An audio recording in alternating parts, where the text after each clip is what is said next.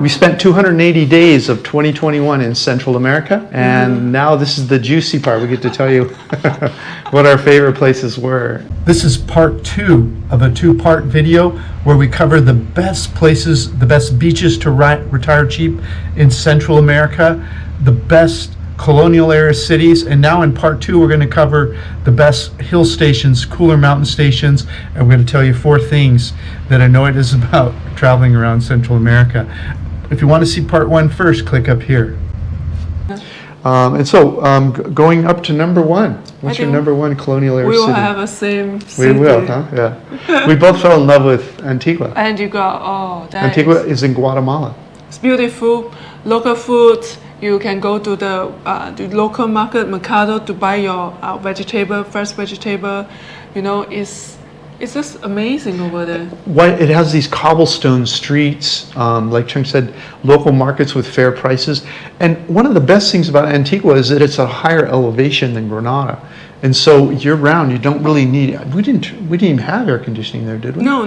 It's just in that way. It's like 𝗏𝗏𝗙𝗀𝗢. You don't need heating or air conditioning, and so even though it's in Central America, which could be quite hot at sea level, it's beautiful year-round. And it has great restaurants there, both local and foreign. And also because it's a place that attracts tourists, so a lot of hostel over there, so they have a lot of happy hour, a beer. Yeah, they do. So you will see a lot of people in Antigua. Yeah, so there's good nightlife there for that reason. Yes. And a lot of choices of restaurant. And there's great hiking around there. Remember that volcano we went to with lava flying in the air? 𝗂𝗙𝗎𝗄𝗃. Okay.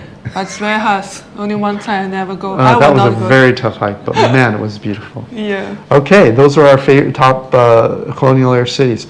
That leaves our top 5 cooler highlands cities in Central America. The next one is a highland city. Yeah, highland cities. Yes. I'll start. Okay. My number 5, moving towards number 1, is La Fortuna in Costa Rica. But La Fortuna? Yeah, La Fortuna is a little bit too touristy. There are great food choices there, both local. We have nice entrees for like $3.75 for the local foods, and then but expat restaurants are quite expensive, $8, $10, $12, $15. I didn't see any mercado, a nice mercado. Yeah, they don't have the big kind of mercado you see in Central America, yes. in larger cities, and it's a smaller city. And also, it seemed that everything costs money to do there. Oh, yes. So it had that Costa Rica thing, like it's a money all the time. But it's still one of the cheaper places to live in Costa Rica. So if you're really set on Costa Rica and you want a highlands area, it's not a bad place. Okay.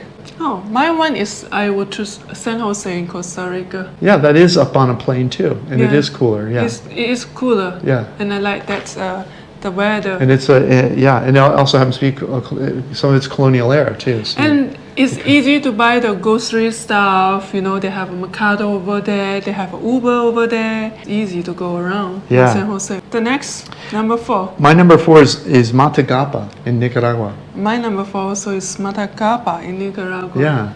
It's up in the mountains. It's cooler year-round, but not cold. It's a quaint little town, and it's not really touristy at all. No. It felt very local to us, which we love. Great food and restaurants for reasonable prices. Oh God, I just remember that the local restaurant that we're always going back for lunch and breakfast. We couldn't stop going back to that place. Right. And it felt safe to us. We went out and we went to nightlife there and bar hopped, and there's like department store and a few grocery stores. Oh yeah, the shopping is easy in that area also. That's right. And so it was a nice place. Great place. What do you have for 3, moving towards number 1?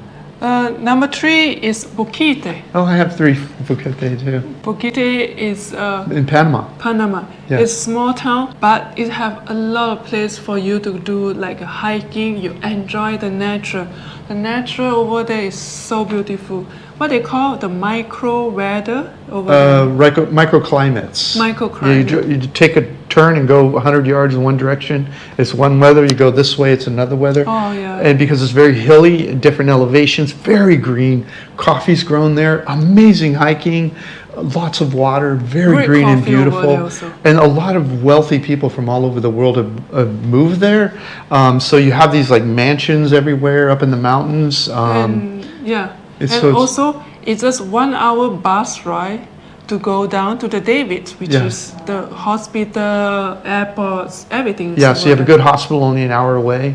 And it has for a small town, there's a lot of good choices. Yes, it is. Yeah, and there's a range of lifestyles there. Like we saw, like our friend Gil, if you watched our video about 𝗏𝗏𝗘𝗢, he talked about a friend of his who had an apartment in the downtown area, 1-bedroom apartment for really cheap. And so the range of cost of living in that in 𝗏𝗏𝗘𝗢 is quite. And also the transportation is easy. They have the 𝗏𝗏𝗙𝗊. So if you don't know how to go, the people will teach you how to use the 𝗏𝗏𝗙𝗊. Yeah, you just go to the center part there of town and tell them where you want to go, and they'll tell you which 𝗏𝗏𝗙𝗊. A 𝗏𝗏𝗙𝗊 is like a van with many seats in it. It's very cheap. Yeah, it's like a mini bus, something I think. And what number 2 for you? My number 2 is 𝗏𝗏𝗙𝗢𝗢. Same here. Same. So Lake 𝗏𝗏𝗙𝗢𝗢 we've already talked about, so we don't need to talk about it too much more. But it's on the water and it's in a higher elevation, so it's cooler year round, and so that's why it's on both lists. Yeah, I love the white over there. It's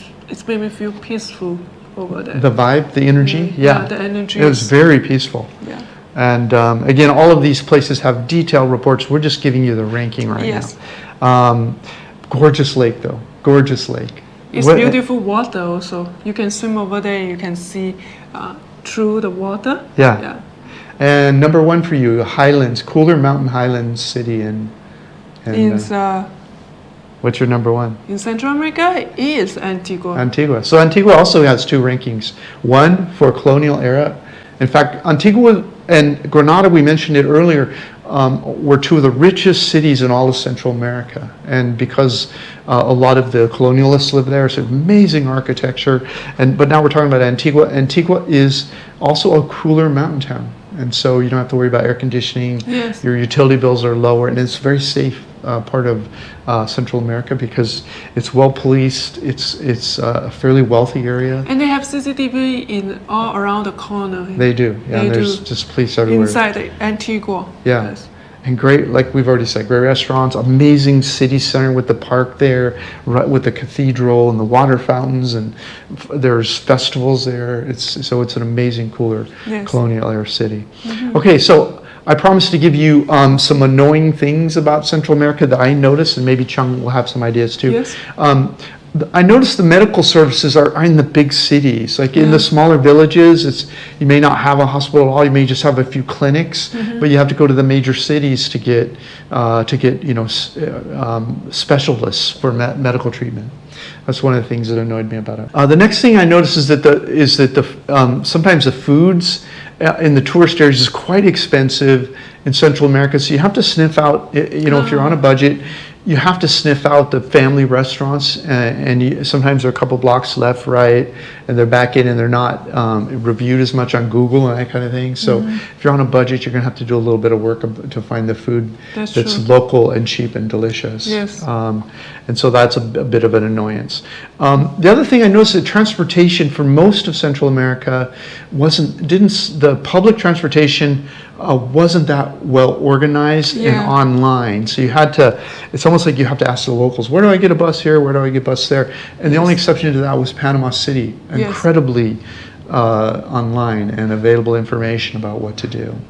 And so I know that was a little bit of an annoyance. Yeah, when we're in the Dominican Republic, Costa Rica, and Nicaragua, Guatemala is still okay. Everyone just go to the Antigua or the Lake Atilan. Yeah. So it's not much transportation over there. Yeah. It's okay and easy to find tuk-tuk or anything. But in Nicaragua, Costa Rica, and Dominican Republic, it's the nightmare if you want to find buses to go to this town to this town. It's just a nightmare. Yeah, and so if you moved there and retired there, you'd figure that all out in 6 months or a year, and everything would be fine. But it's just a little annoying when you're starting out.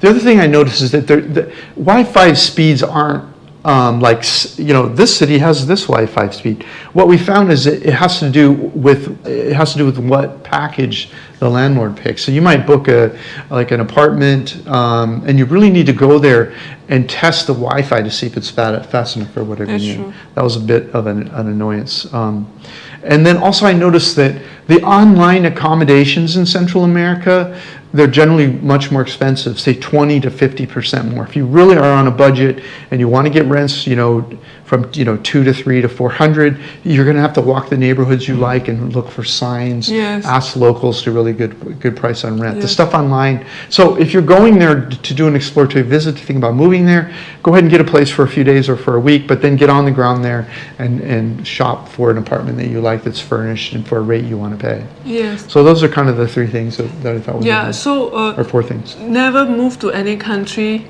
before you visit the country. Yeah, you have to do an exploratory visit. Yes.